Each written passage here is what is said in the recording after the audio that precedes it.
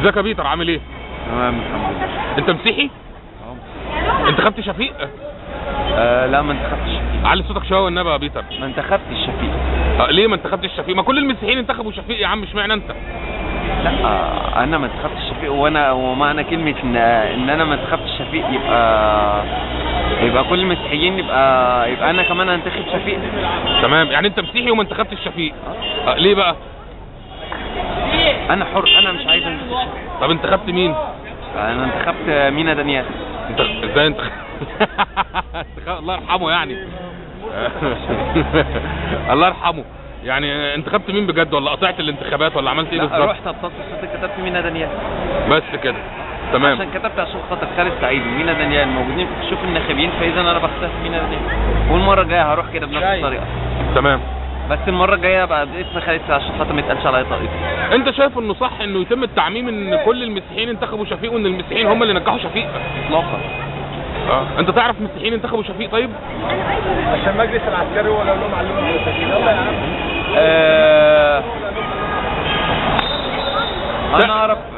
انا اعرف ناس مسيحيين انتخبوا شفيق، واعرف ناس مسيحيين انتخبوا حمدين، واعرف ناس مسيحيين انتخبوا عمرو موسى.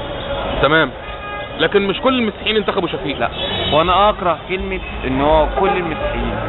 انا الكلمه اللي بيتقال لي في وسط زمايلي الثوار ما هم اهلك. قال كده اهلك هم اللي باعوك يمينا.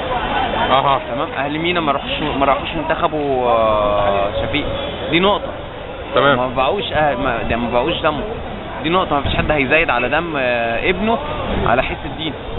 لا، لكن هو اللي بيحصل دلوقتي تعميم. يعني ايه تعميم؟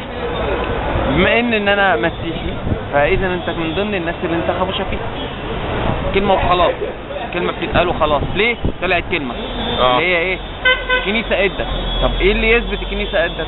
هات لي واحد كده من ضمن الناس اللي يقول لك الكنيسه ادت، قول له فين الكنيسه دلوقتي. انا لما بطلع لما الجامعه الازهر بيطلع بيان مش بيقول في بيان رسمي. تمام. ولا الناس بتقول الجامع قال، الازهر قال. لا، لازم يبقى في كلام رسمي موثق يعني. بس ماشي، يعني مش دي النقطه. لو هنقول مثلا في بعض القيادات دلوقتي في فرق برضه في نقطه. دلوقتي انت لما تيجي تجيب لي شيخ جامع يتكلم على منبر، يبقى اذا ده بيتكلم خطاب ديني ويدخل فيها السياسه، فاذا هو بيتكلم خطاب ديني بداخل السياسه، واقف على المنبر وبيتكلم. جيب لي شيخ جامع يتكلم معاك بره، هو شيخ جامع اصلا بيتكلم معاك بره. تمام، انا فهمنا النقطه دي يا بطرس دلوقتي. اذا مش معنى ان هو بيتكلم معاك بره يبقى اذا هو بيتكلم باسم الجامع. تمام، هو لا يمثل الا نفسه. بالظبط، ما دام بره المنبر لا يمثل الا نفسه. هي نفس المشكله اللي حصلت.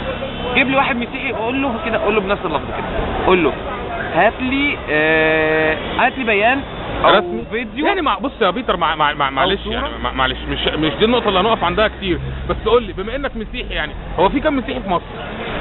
انت الرقم اللي عندك كام؟ الرقم اللي عندي بتاع مثلا من 15 ل 17 مليون.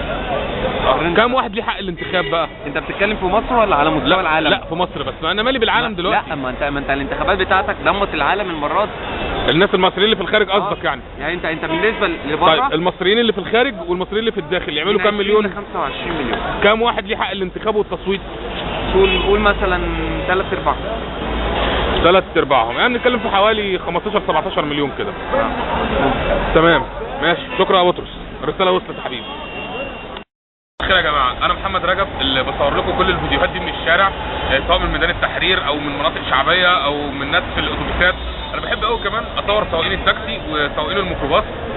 كل الفيديوهات اللي بتحتاج حد يكون موجود ساعه الحدث او حتى بالصدفه ويكون جاهز بالكاميرا بتاعته لمده 24 ساعه في اليوم. انا ما بنزلش من البيت غير والكاميرا بتاعتي معايا. عشان كده الحمد لله كل الفيديوهات اللي بتقابلني صدفه وينفع اصورها بصورها. انا كل اللي طالبه منكم حاجه واحده، ان انت لما تتفرج على فيديو ويعجبك تعمل حاجتين، تعمل له شير وتعمل سبسكرايب عندي للشانل بتاعتي على اليوتيوب. السبسكرايب دي سهله قوي، هتلاقيها فوق الشاشه على طول في زرار كده باتون مكتوب عليه سبسكرايب، دوس على سبسكرايب، اعمل لايك، اعمل شير للفيديو. اكتب كلمتين حلوين وانت بتشير الفيديو، ده هيخلي الفيديو اللي انت حبيت تشوفه او حبيته بعد ما اتفرجت عليه ناس كتير غيرك يتفرجوا على الفيديو. والحمد لله كل الفيديوهات اللي بصورها لازم يكون فيها معنى وفيها مضمون يوصل رساله محترمه لكل الناس اللي بنسميهم انترنت يوزرز او يوتيوبرز. بشكركم وبشكر حضراتكم وانتم بتتفرجوا على الفيديوهات